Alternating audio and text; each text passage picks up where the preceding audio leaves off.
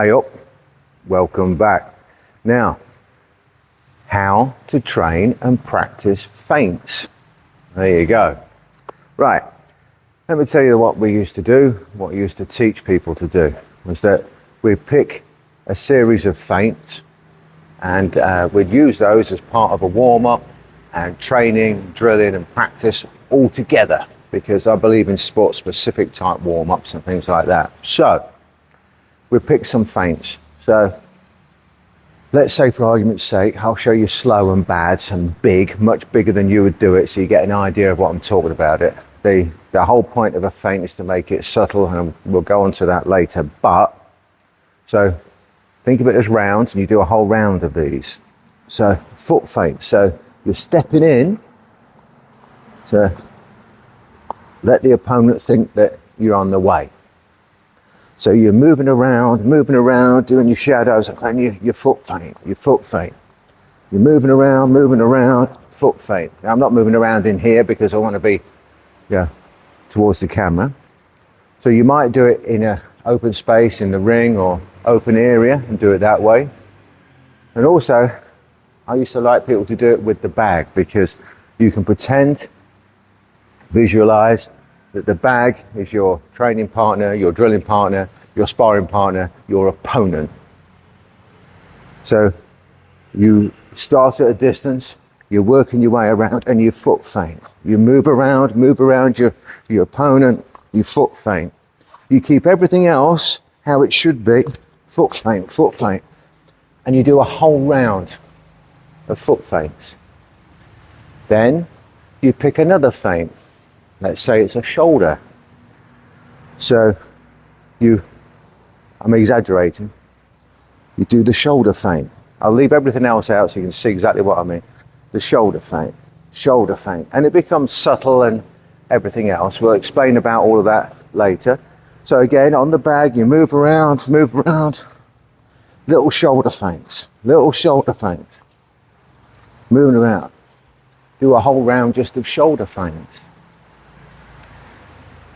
Then you pick another feint. Let's say it's the feint of the jab, but short. Just a short feint. So there's millions of ways of doing it. But I like to teach that, ignoring everything else, just look at this for a moment.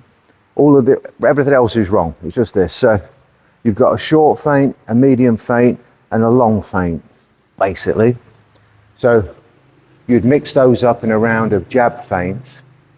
So again, you're here with it, you're moving around, short feint, medium feint, long feint, short, medium, long.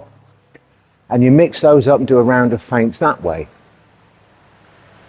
Then you can mix up a head feint. So it might be that, example, you dip down, ready, looking like you're going to be throwing a jab to the body. You move to the side with it, move off this way with it.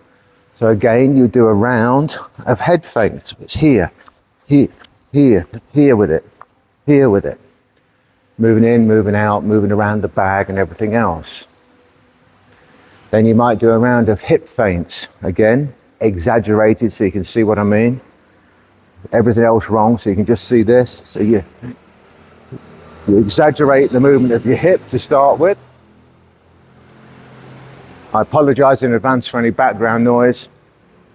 We're in Asia and it's a Sunday and people like to play very loud music at the coffee shop over the road, which goes for about a mile away to entice people in. Anyway, so the hip, so you use your hip as part of these feints on the bag and so on and so forth. Do a round of that.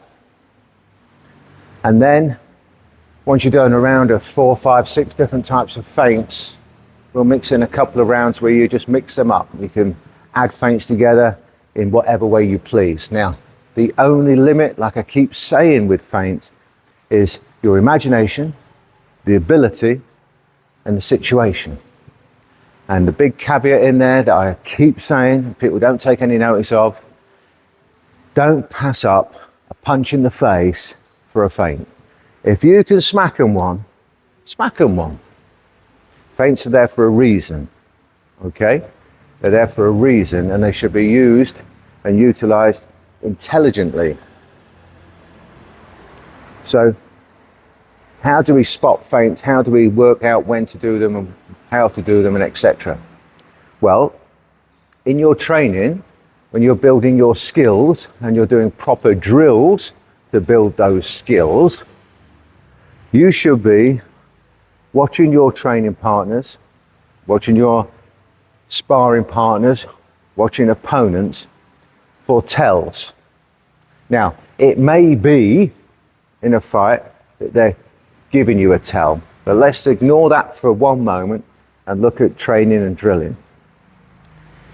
Exaggerated massively to make a point. If your training partner moves his shoulder forward before he throws his jab, that's his tell, is it not? So you know a jab is coming.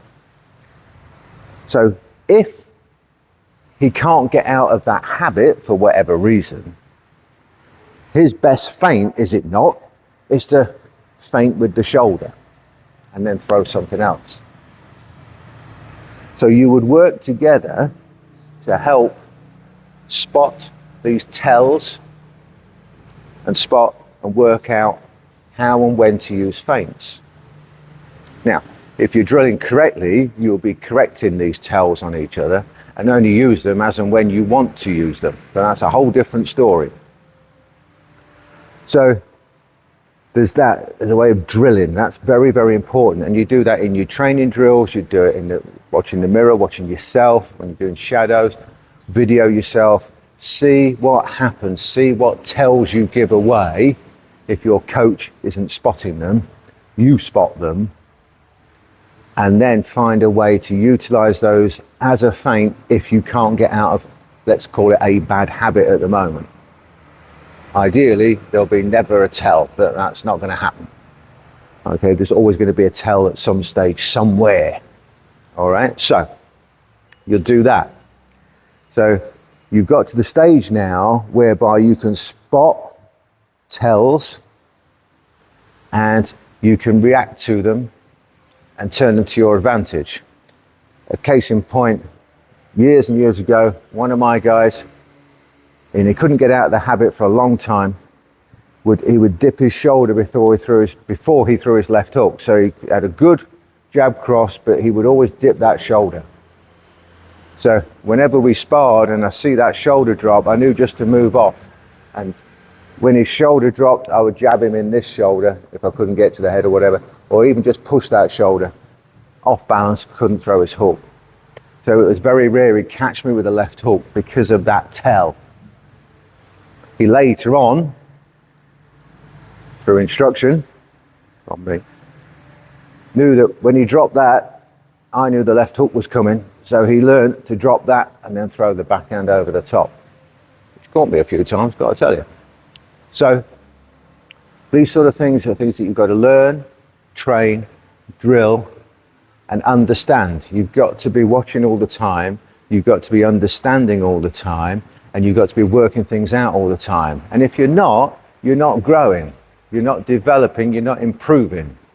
And if your coach isn't pointing these things out for you, shame on that coach. Because he's just a trainer, a fitness trainer, not a coach. Now that applies whether it's boxing, kickboxing, karate, taekwondo, kung fu, krav maga, you name it, whatever it is.